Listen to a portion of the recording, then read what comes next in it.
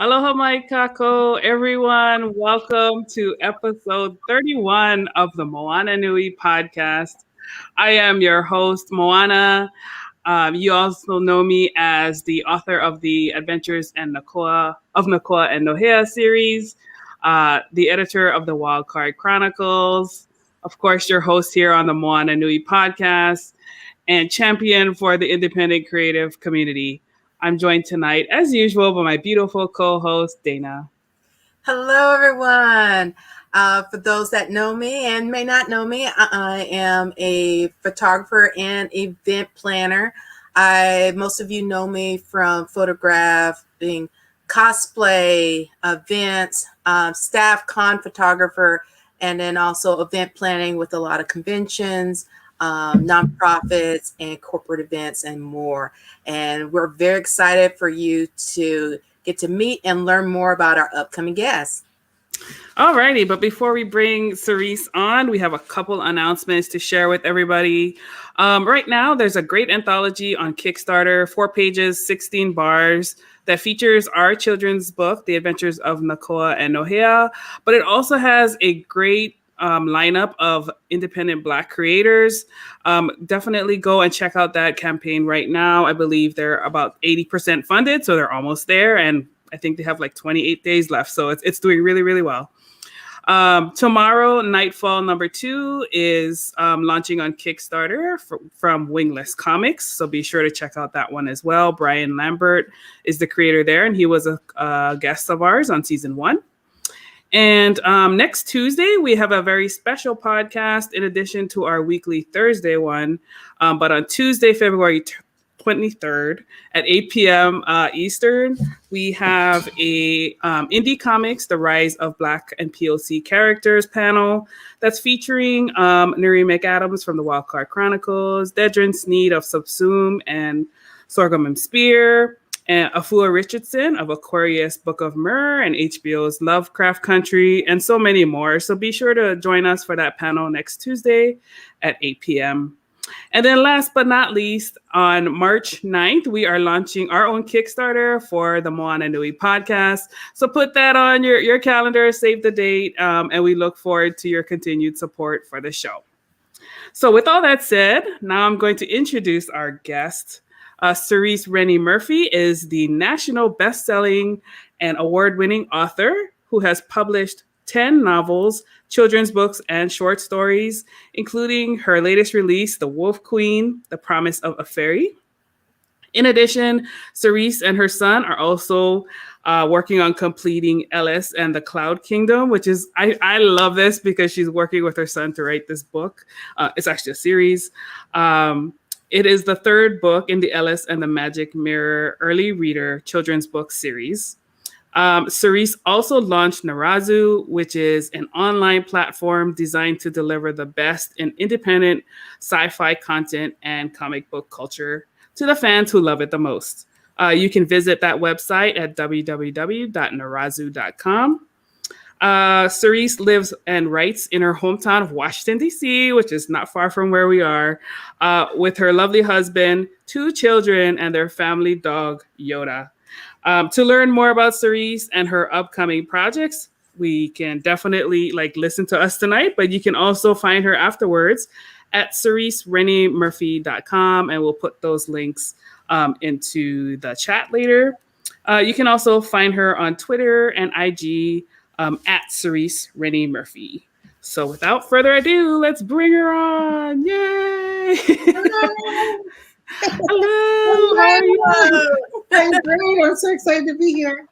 Yes, we are so excited to have you, and it's good to connect with you virtually, because we can't see each other in person. I know. So yeah, as we get started here, tell us a little bit about yourself, where you grew up, and how did your love for writing begin? Oh my gosh. I am a Washingtonian. And you have to know that about me first, because growing up in DC, created so many opportunities for me, and really shaped the way I think about everything. So I'm a native Washingtonian. My parents are from Grenada and Trinidad. Wow. So I'm first generation, and I think having immigrant parents also, is really formative for me. Oh my gosh, let's see. I've been a sci-fi fan since my mom took me to see Empire Strikes Back in the Uptown Theater in Washington, D.C. when I was 7, and I've never looked back. So that's kind of, let's see, that's all you need to know about Cerece as a young kid. And then, like you said, I've been writing. I published my first book in 2012, and, thinking, I don't know, did I ever imagine that I'd still be writing almost, 10 years later? No, I did not, but I'm loving it and just really excited to do that. Continue to tell stories. That's awesome. That is wonderful. Now, since you're talking about writing your stories, what kind of research do you do, and how long do you spend researching before you begin a book? Oh man, that's a great question. It depends on the book. Mm-hmm. So, with the book series that I'm writing with our son, I did some research, but a lot of it was based on, I kept the story around things that he would know, and he was 6 when we started writing. Mm-hmm. So it was all around school and, what would happen, and they have a big, open area in the back of his school that leads to the forest. What would happen if there were trolls in there? So I kept it really sort of within his reach, and then let his imagination fly from there. For The Wolf Queen, which is I guess my most recent duology, I would say the research took on and off maybe about 6 months. Now keep in mind, as I'm doing that research, I might be working on another book. I'm just sort of noodling it in my head. I'm going back and forth and thinking about different things. So I'm not taking 6 months of just nothing but research. It's usually while I'm editing another book or thinking of, or, writing another book, something like that. And then I get the structure, sort of everything I need to start the story. And then when I start writing, I might stop if I say, I want her to be cooking something. Okay, what would be the correct morning meal for that region? What would that breakfast look like? And so then I'll fine tune my research. Yeah. That's awesome. Mm-hmm. I find as a writer, you kind of have to be writing multiple stories in your head, because all these ideas want to visit you, and it's okay, not right now. Let me put you in my notes for this next thing over here. Right. I have tons and tons of notebooks. Yes. Yes, I am a fan of notebooks too. You want me to buy me something? Buy me a notebook. Yes, exactly. So you talked a little bit about how your parents were originally from Grenada and Trinidad. That was a fact that I didn't know about you. How important is your own cultural heritage to you as a person and also as a writer? Oh, it's essential. I remember early in my writing career, I did an interview, and the interviewer asked me, what made you think as a Black woman that you could write science fiction? And I remember not understanding the question, because I'm a Black woman that I knew I could write science fiction. It wasn't an in spite of, it was a because of. I'm descended from people who literally made the impossible happen. Yes. I couldn't be here, right? Yes. I couldn't be here. The story that, African Americans are descended from these downtrodden, defeated people is just the opposite of reality. Mm-hmm. We are literally the descendants of the triumphant. Yes. We are the descendants of the most talented, the strongest, the funniest, the cleverest. And you know how I know? It's because everyone else who wasn't died. Mm-hmm. It's as simple as that. There was no room for error in this Western world that they were dragged to. There was no room for error. And if you did not perform, if you were not excellent, you died. Mm-hmm. Because nobody made excuses. No one made allowances for you. Nothing. Yes. And so that's my foundation. That's not my ceiling. That's not even my fence. That's my foundation from which I can do anything Because if they could survive the middle passage, I could probably write a book, right? You know, I could probably have and I think about that when I doubt myself. That's very real in my everyday life. You know, when I doubt, like, okay, I'm not sure if I can do this. I'm like, wait a minute. I had the courage of people who had faith, like they never saw the light at the end of the tunnel, but they had faith and endured unimaginable horrors so that I could be. That's the price of this skin. Right. So yeah, you're going to do it because they showed you how to do it. Yeah. So you're about that life. You know what I mean? And so, yes, it is absolutely critical to me. But when people think about, like I said, it's a foundation. It's not a fence and it's not a ceiling. You know, I take everything that they gave me that I didn't earn, but they gave me.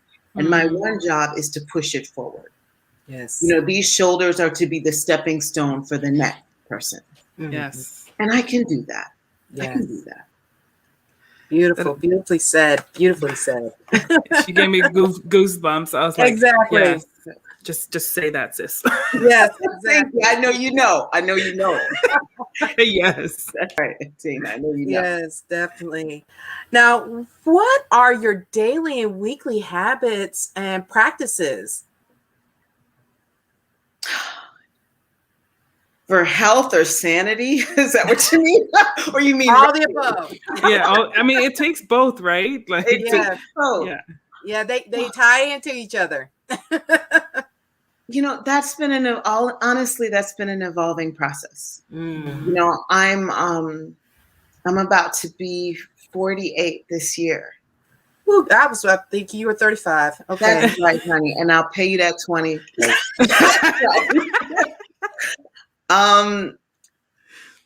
You know, I think it just, you know, my kids are older.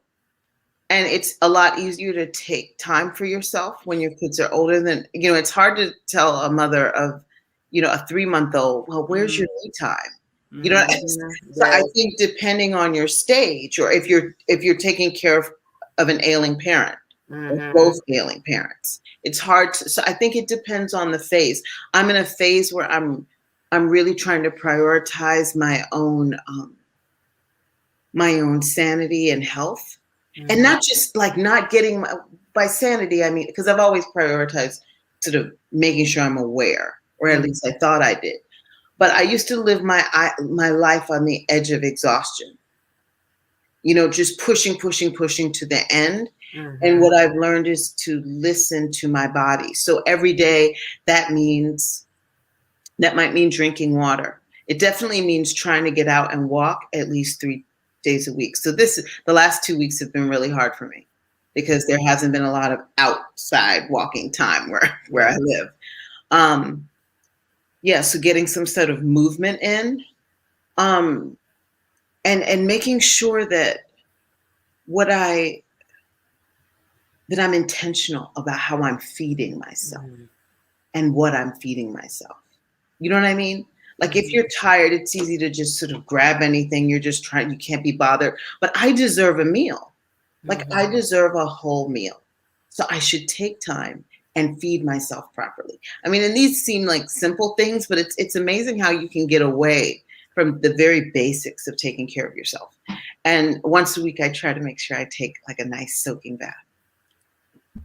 I'm all about the bath. Yes. I haven't done that in a while, but I used to be good about that too. I know, right? We used to. Yeah. Yes. I used to too. And I'm get acquainted with the Cerece who knows how to sit down and relax. Yeah, absolutely. So you talked about, feeding yourself the right things. And part of that is also like having the right people around us to feed us positivity and, keep us in the right frame of mind so that we can be successful and, effective in our lives. Yes. What other authors are you friends with, and how do they help you become a better writer? Well, that's a great question. Nobody's ever asked that. My bubble is pretty tight. Mm-hmm. The truth is I have a writing group that I meet with. I think we've been meeting for 5 years. We meet, it used to be every Friday and now it's every Sunday morning. We meet for about probably an hour and a half, 2 hours if we get really chatty. And we hold each other accountable. We talk about any news that we have. We talk about we have a spotlight where we talk about a challenge in writing or marketing. And that really helps to keep me grounded. It's just the three of us. And we have such different goals for our writing careers and what we want to do, the types of things we write. Mm. But I think that's probably part of why we work so well. I don't think any of us are competitive in that way in general, but we want different things. And so we're super excited for what that other person is trying to do. And I tell them all the time, I'm so excited that you're doing that. And I definitely don't want to do that, and they feel the same way about me. And so it just frees us up to really be excited for each other and just push each other forward. But I keep that bubble tight for a reason, because I hear, all kinds of sort of horror stories about, writing groups where it just, instead of edifying each other, it just sort of broke you down and online and, all kinds of things. So I keep my circle pretty tight. I don't, I stay in a bubble. So I'm mostly the last person to know about almost any cool thing that's happening or any current thing that's happening. But I'm much happier for it, and I don't mind it at all. If I really need to know, it'll crack my bubble. Right. And a friend will text me and be like, "So I know you don't know this, but..." I'm like, "What? Ooh, I'm glad I only know you." Just move on. So yeah, that's great. Yes, and that's definitely great advice, which ties kind of into our next question is, how do you handle the balance between the creative and business ends of things? It's a struggle. And the truth is, I'm more attentive to the parts of it that I love. Mm-hmm. So I loved getting my artists for my book covers. I love the process of editing. I don't mind the process of printing and figuring out where am I going to distribute and all of that. But then it comes to the marketing. Mm. And, especially cons used to be my way of marketing because I get it. I meet somebody, I talk about what I do, they either get it or they don't, and it's fine. Mm-hmm. But online tends to be a struggle. But what I'm learning is that, I used to try to force myself into it. And now I just realize I can't be good at all the things. Mm-hmm. And I just need help. And so I'm in the process of finding, and I think I found some pretty good help for me to market. Yeah, I know, right? So that's it. It's just about building a team. Yes. And that's what I've learned over the years. And we can connect you to our previous guest, Renee Cooper, who is her specialty is marketing and social media. So we'll have to connect the two of you. Yeah, I saw. I was like, Yes. Alrighty, so this is one of my favorite parts because I get to ask you about your children's book. As a fellow children's book author, I'm inspired. Yes. You've been doing this for a while. So, your book series called Ellis and the Magic Mirror. When writing for children, what are some of the goals you have for your stories? Are you seeking to educate and teach a lesson, or are you more on the entertainment and fun side? Oh, I can't resist teaching a lesson because, I think that happens. Unless you're just watching or reading just pure junk, which has its place. Yes. But, so I can't resist a lesson, but because mine's it's an early reader chapter book. Mm-hmm. I know I started writing it because my son asked me to. And at the time he was 6 and he could read chapter books and he wouldn't. And when I asked him why, he said, because there are too many words and not enough pictures. Mm. And I started looking at the stories that he was reading, and he's making that transition from picture book to chapter book. And it's all of a sudden, all the in color you know what I'm talking about, Mom. Yeah. All the in color pictures just drop off. It's great. If they have pictures, it's like black and white suddenly. Yeah. And it's because they're trying to keep it simple, it's like Jan and her dog went to the store, and he's just like, you know what I mean? I can't do this. Yeah. Meanwhile, he's watching Ninjago and Pokemon and stuff on TV where there's action and there's fight scenes. So because I'm writing an early reader chapter book, entertainment has to be very closely aligned with that lesson, because I'm trying to compete with Ninjago or Pokemon. And so there's got to be some cool factor. There's got to be some fighting. There's got to be a cool magic, something that mimics, you know, what they're really into. Yeah. And so it's both of those things. But I find, you know, it's a joy to find that balance, right? You know, and when you get it right, you know. Yeah. It's kind of like I call it the Studio Ghibli recipe. Yeah. All the Studio Ghibli movies, if you've ever watched them, they all have a lesson. Yep.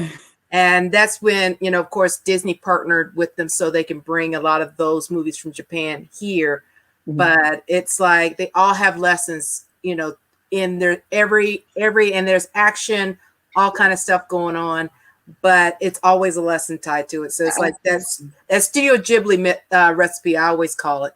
There you go. Absolutely. Absolutely. So with children book authors, what advice would you give to anyone aspiring to want to become a children's book author? For me, I would say hopefully you have a child that's the age that you're aiming for in your peer group. Okay. And children are great editors. They're also really honest. Yes. Yeah. So if you're writing a book for a 5-year-old, tell the 5-year-old your story and ask them what they think. What they will tell you is extremely valuable. When you write your chapter, give it to them. Can they read it? What are the words that they're struggling with? You know, for the Ellis series, my son was my first editor. He told me after he asked me if I could write him a book, I said yes. I asked him what he wanted in it. He gave me 3 things. He said he wanted a cool fight scene. He wanted his favorite stuffed animal at the time, Chirpy, in it. And he wanted a skateboard. Now, my son didn't even like skateboard at the time. But I was like, okay, you know, I'll put this, if you'll read it, I'll put it in the story. And then I came up with the story and I pitched it to him. And he was like, oh, mommy, that's cool. But what if this happened instead? And what if that happened? And his ideas were always better than mine. And so I revised the story based on what he said. And then I wrote the story outline. And I gave it to him. And I said, what do you think? Oh, yeah, but this should happen first. And this, okay, I changed it. And he really approved it. Like we got with our a wonderful illustrator by the name of Gregory Garay. And our son worked with him for the character design of the trolls. He approved the illustrations and modified them. So, and he was really great. When I wrote the chapters, I gave him each and every one. And because I wanted to hear what are the words, because I'm writing for me. So I don't even remember the words that he should or should not know at 6. He would read it. I wanted to see, could he read it? What were the words? And it was just amazing, the feedback he gave me. So yeah, I would say definitely if for whatever age you want, find a child that age and incorporate them in the process. Really helpful. Yeah, I love that. I did that with my niece and nephew, and it was very similar. They're like, "Oh, Auntie, what about this?" You know, and I was That's like, "Okay, cool." Yeah, right. Or they'll like, "Oh, I thought that was cool." Like 8 years ago, it was really cool. Yeah, like yes, I had multiple character designs too. They're like, "Oh, I like that one better." Like, can she have this? You know, can we change the color? But then when you hand the book and it resonates, now you know why. Exactly. Yes. Exactly. So that's great advice. All right. So if you could give a 10-year-old Cerece one piece of advice, what would it be? You're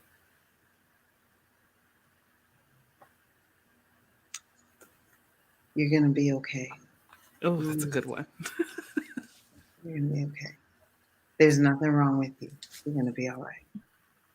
I love that. Yes. Yeah, so many kids and shoot, probably adults need to hear that. Because we tend to be our biggest critics and can tear ourselves down faster than anyone else can. Absolutely. Our daughter is 9, and I've said since she was 2 that she's a woman that I admire. Because I don't know how she got this way. She knows that there is nothing wrong with her. She knows that her sense of self is powerful. Wow. I mean, I wish I was like she is. Mm-hmm. And I remember when she was, you ask little kids, what do you want to be when you grow up? And her name is Sky. And she would say, I want to be myself. What else would I be? I've never heard another person answer that way. And I was just like, yeah, of course. Right. That's the answer. You know what I mean? Mm-hmm. Or I'll say to her, oh, you have such strong legs. Sky, do you like your legs? And she'd look down and go, of course I do. They're mine. And I'm like, right. You know what I mean? She's just like that. I mean, she has this innate sense that her way of being in the world is right. And it's not relative to anything. That's what's so powerful. I was talking to her the other day and she was like, people say, oh, a normal girl. She's like, what is a normal girl? There's no such thing as a normal girl. Like we're all are an average girl. We're all just whatever we are. I thought, right. You know what I mean? I have those conversations with her all the time. She's the little wise one. Yeah. Is that young generation. I honestly feel that they got our ancestors came and was like, all right, I'm giving you all this knowledge. You're coming into this world because we need to reestablish how our young ones think. I always say she's the oldest soul in the house. There's no question about it. That's my 7-year-old niece is the same way. Yeah. Same way. Oh, wow. Now, of course, we got to talk about, what's coming up this weekend, February 20th and February 21st. You are hosting a virtual convention called Virtuous Con. I am. What can you tell our listeners and attendees what they can look forward to by taking part in this event? Well, first of all, Virtuous Con is free. So you can come and check it out and have a good time. And all you have to do is bring your trusty, comfortable chair with you. Yes. But this weekend, you can look forward to a truly interactive virtual event. This is not a Zoom link. There are no YouTube links. This is a live virtual space. You go into and you can walk around in aisles and there are booths. And when you go to the booths, you can go in and talk to the artists and see their work and buy their work and support them. You can go to panels and hear everything from David Ajala's journey on Star Trek Discovery and his amazing career to how to stay healthy during COVID. To LGBTQ superheroes in comics, to how to do cosplay in the era of COVID. So there's a wide range of things, and I'm so excited about the different panels. If you're an independent artist, we're going to have a panel on run by 2 intellectual property attorneys on what you need to know as an independent artist to protect your intellectual property. And so I'm just so excited about the range of panels that we're going to have and discussions. But I think because I'm an indie artist that exhibits, what I'm most excited about is the vending floor and just seeing the artists and, having a chance to meet creatives and fans again. Yes, definitely. You're going to get at Virtuous Con. Awesome. Definitely make me excited and looking forward to this weekend. Oh, great. I'm so glad you're going to be there. Yeah, because I haven't seen this platform yet, and I know virtual conventions have kind of been hit or miss, right? Because there's Yes. one thing is driving the people to it, but then it's just so challenging to like Yes. duplicate the real life experience, right? I Yeah, mean, yeah. like even here, like it's great being able to talk to you guys, but I really want to give you a hug. I know. So yeah, I'm really excited for it to check it out, and of course we're gonna be there too. So That's check it. us out on Saturday. We are definitely honored to be a part of this amazing opportunity. Um, can you tell us a little bit more about like who do you have some special guests that are coming? We I can't do. We remember her have a lot name, of but special guests. So yeah. I already mentioned David Ajala from Star Trek Discovery. We have John Jennings, who Oh is yes. an Eisner Award-winning artist and creator. We have L.L. McKinney, who is going to be coming out with Nubia Real One, the new Wonder Woman's twin sister. Yes. The story Oh. about her for Mhm. DC Comics, and so that's coming Yes. out in like a couple days after the con. So she's going to be coming and doing a panel. She's also going to be there with the artists for that book, Robin Smith and Aletha Martinez, who did another comic featuring Nubia that L.L. McKinney also wrote. We have Daniel Jose Older, who's going to be there with John Jennings talking about a new project that they're doing with an imprint that John Jennings started called Megascope. Yeah. And so that's cool. And let's see who else we have. Tananary Dew and Stephen Barnes coming. And they just got, we're so excited. Nubia. That's right. They just got a deal with Shudder to produce some exciting content. So I'm excited to hear about that. And we're going to be talking about Black representation in speculative fiction and sort of what's the next frontier of that. And so I'm excited about that. Oh my gosh, we have Roye Akupe, whose Unique Studios is now being distributed by Dark Horse. Dark Horse. That's right. So that's really excited.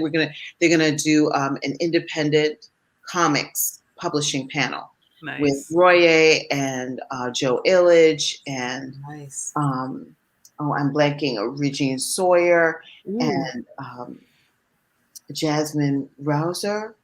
Yes, Jamila Rouser. So it's going to be, so I'm trying to think.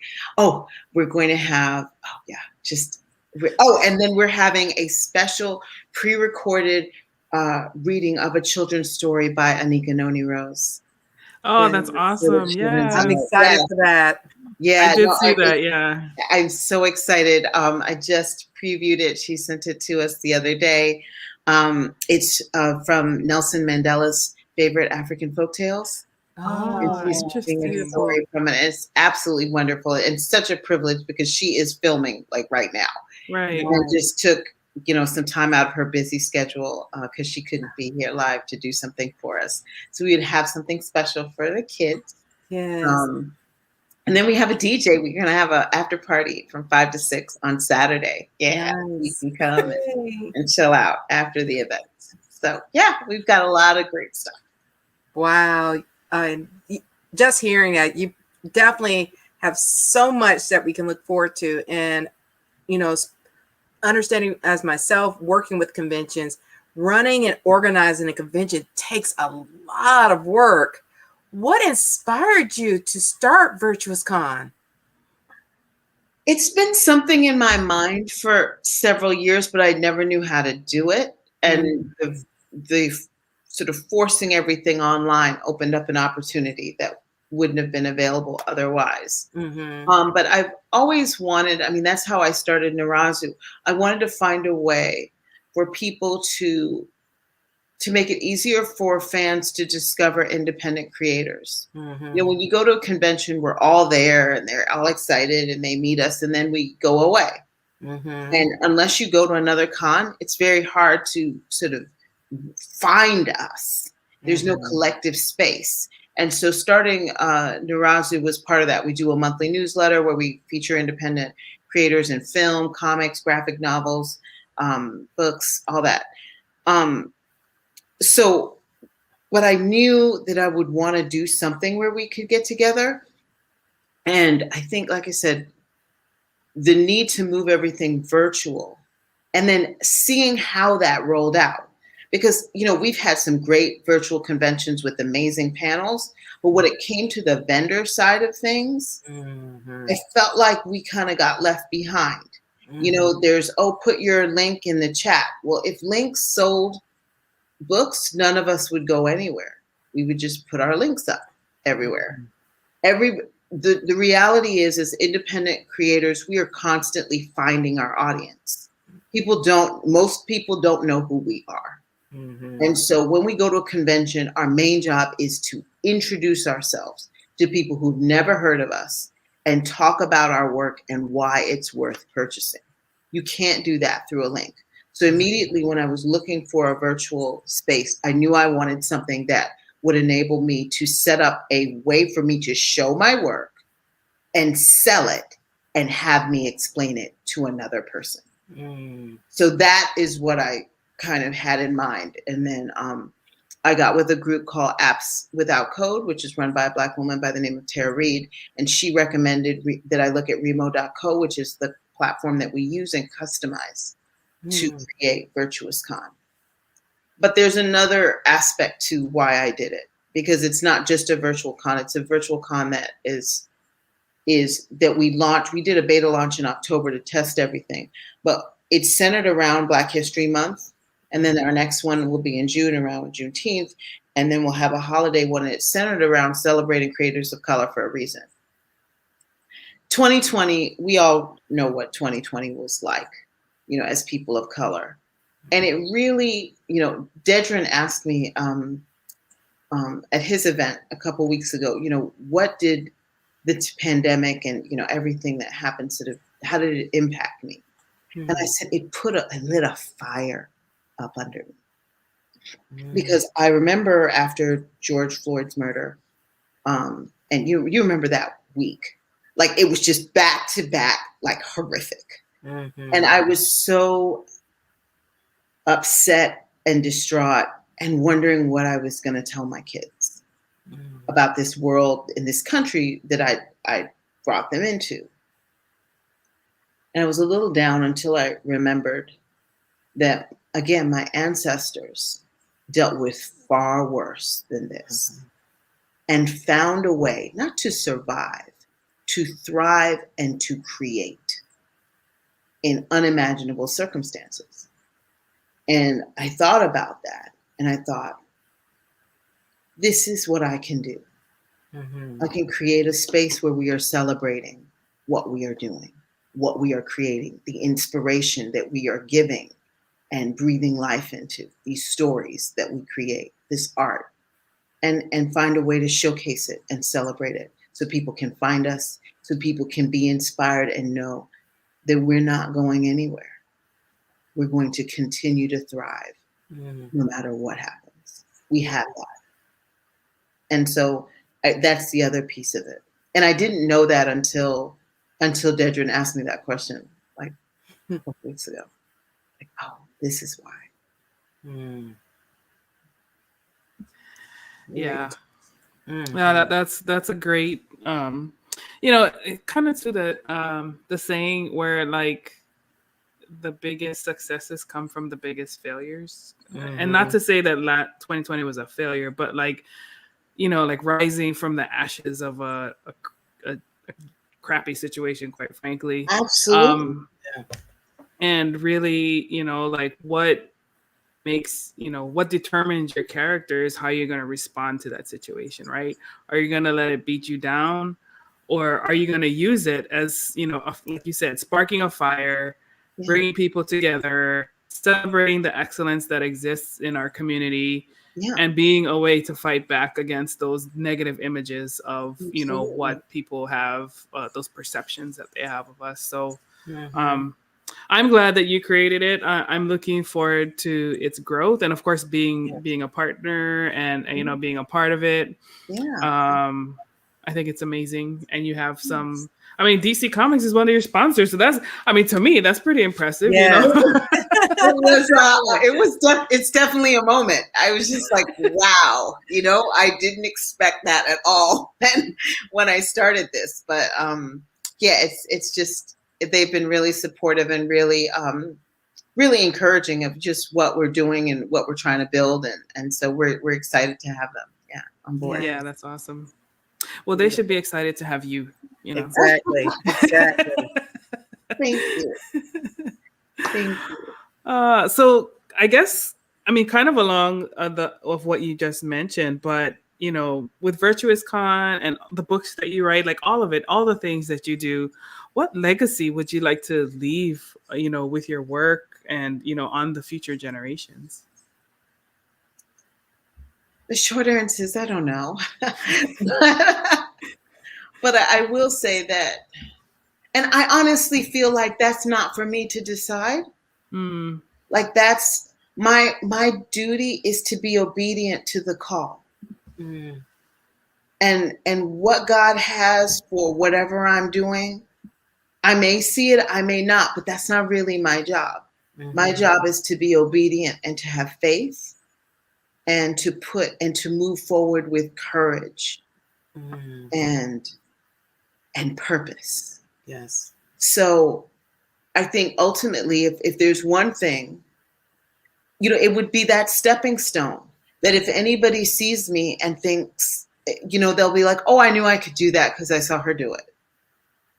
I think that would be, I think that I can do, is if by being present and stepping into spaces where maybe there aren't as many women that look like me. If someone sees me and thinks, oh, she was in that room, well, yeah, I'm definitely going in that room. I hope that that's the legacy, that I'm the stepping stone for someone else to go higher, like all my ancestors are the stepping stone for me. Beautiful, beautiful. Yes.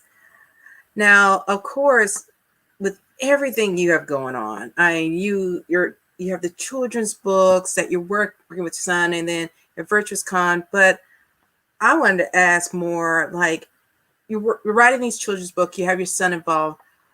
What else can our listeners look forward to in 2021 as far as on the book side or for Virtuous Con, or something else you got planned that you're going to announce sometime soon for 2021 and beyond?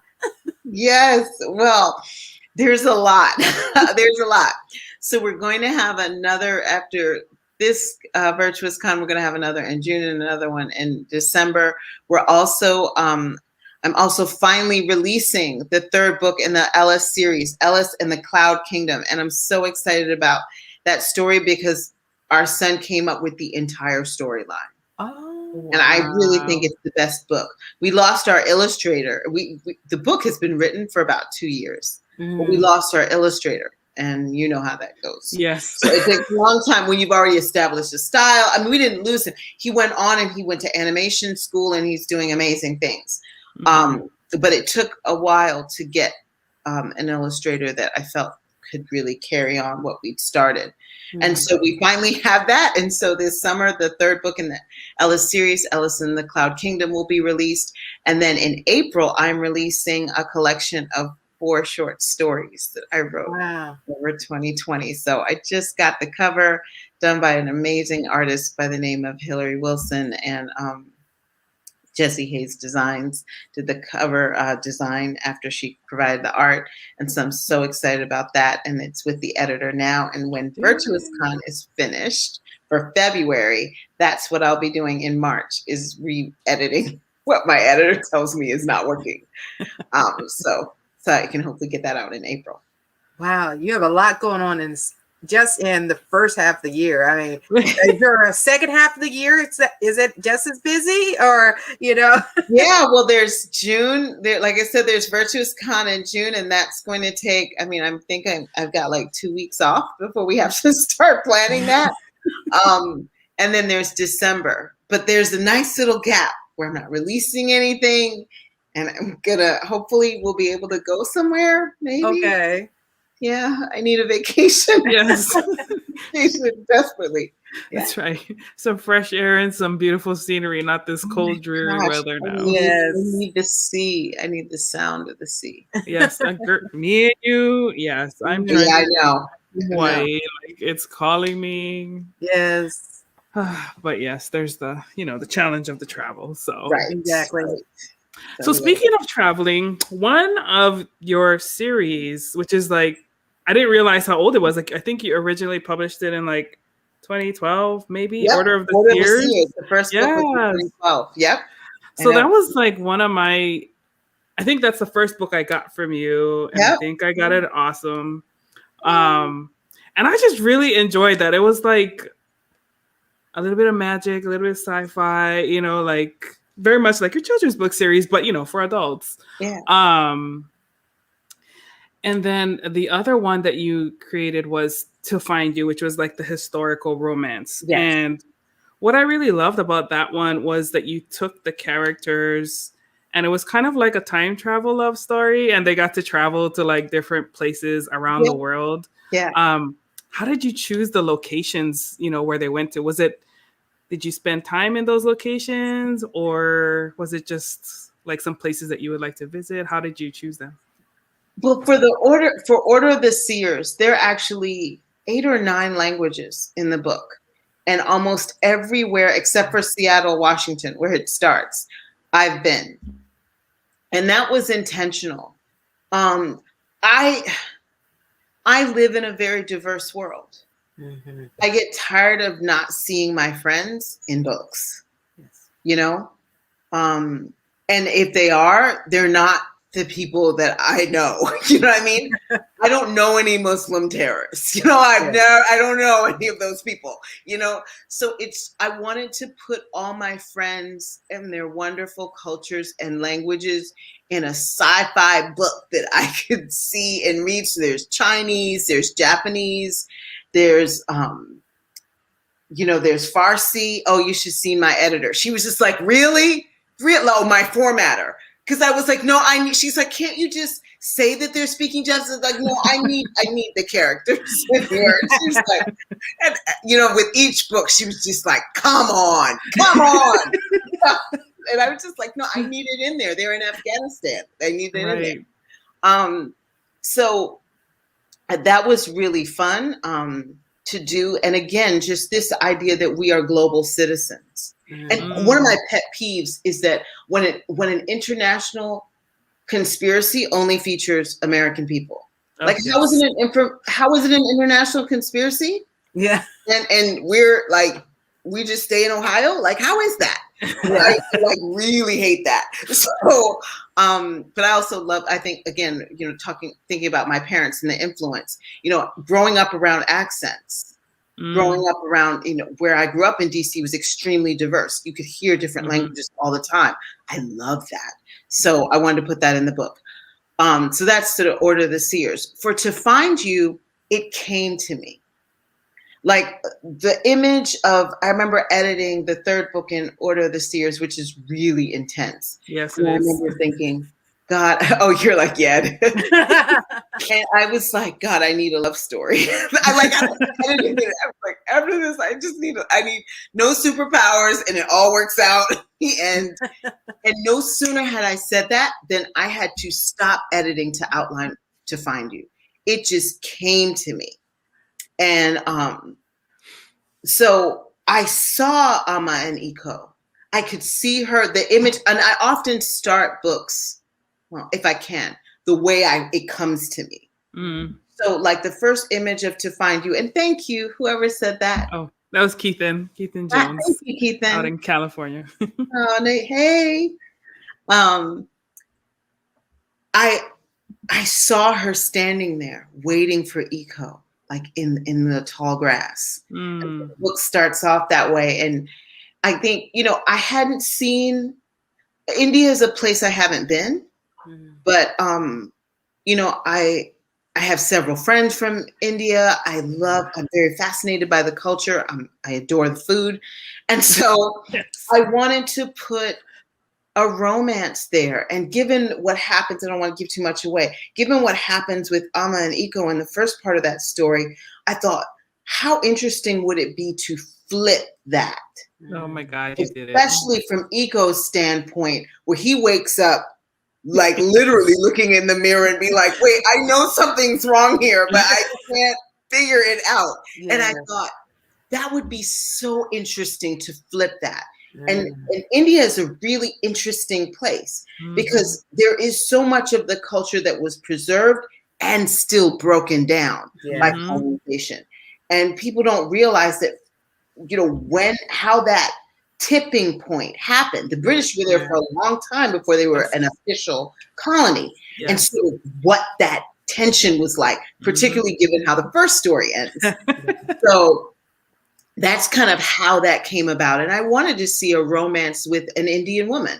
Yes. And I'm a fan of, I wouldn't say Bollywood, but although I have nothing against Bollywood, but Mira Nai's films. So I just wanted to see that. I wanted to see Satish, in that space. So then for the third story, I got the idea from this book called, I'm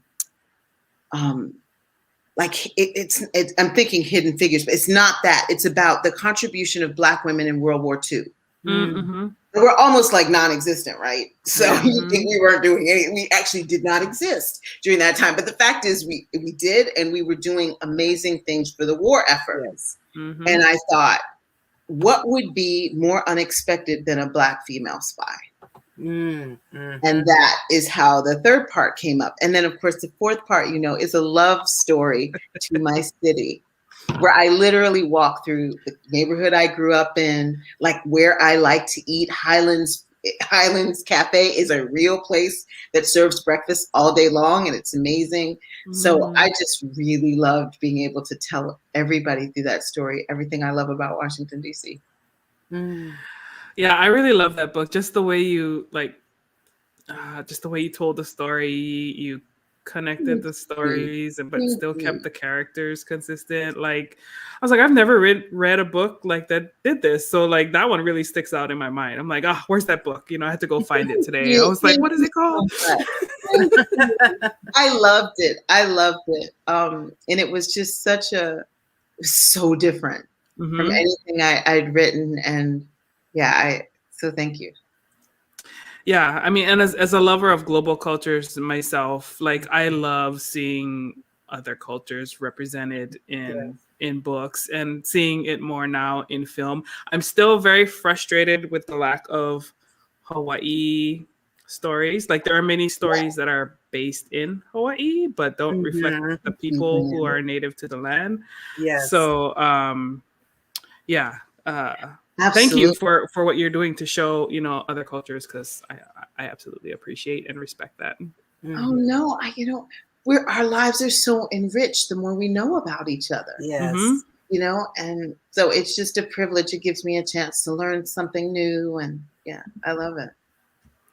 Yes. So that kind of brings us full circle, because I mean, our lives are enriched, and it's one of the reasons why we started this podcast, because we wanted to learn about the beautiful people in our community and learn about the stories that we're telling, but also learn about us as individuals and how our experiences have shaped us and the stories that we now tell. So, thank you so much for coming on. Thank you for having me. Yeah. Is there anything else you want to share with our listeners before we end tonight? Oh gosh. Two things. Come to Virtuous Con. Yes. It'll be so much fun. It's virtuouscon.com. You can register. You can see what our program is. Tomorrow we're going to be putting up the links for the day of and where you can go to get in and have an awesome time. And if you're interested, yay, thank you. Thank you. And C. Lawson, thank you so much. And if you're interested in learning about the upcoming books that I have, you can go visit me at CereceRennieMurphy.com. Awesome. I'll have a booth, although you probably won't see me at that booth because I want to go to a con where I can just exhibit, but it's hard to run it and then Yes. But yeah, you can just visit me at CereceRennieMurphy.com. And thank you so much for having me. This is really lovely. Oh, you're welcome. Alrighty. Well, thank you, Cerise, for being here with us tonight. Thank you to all of our listeners, whether you are watching live or on the replay. We appreciate you guys checking us out. Be sure to follow us at moananuipodcast.com, on YouTube. Same thing, Moana Nui Podcast. And on Twitch, we're also on Twitch. So be sure to follow us. Subscribe, hit the notification bell so you don't miss all of our content. Dana, anything else I'm missing? Nope. And then also just be on the lookout in March. In March, we'll be doing our Kickstarter to fund season 3. This episode is our second episode for season 3. So please support our Kickstarter that allow us to bring more content to you, more things that you're looking for, bring more creatives in front of you, and definitely give that connection that everybody's missing while we're in this pandemic. So definitely be on the lookout for our Kickstarter starting in less than 1 month from now. That's right. Alrighty, guys. Take care. Stay healthy. Take care of your self-care. Be good to each other. And we will talk to you next time. Aloha. Ahui ho.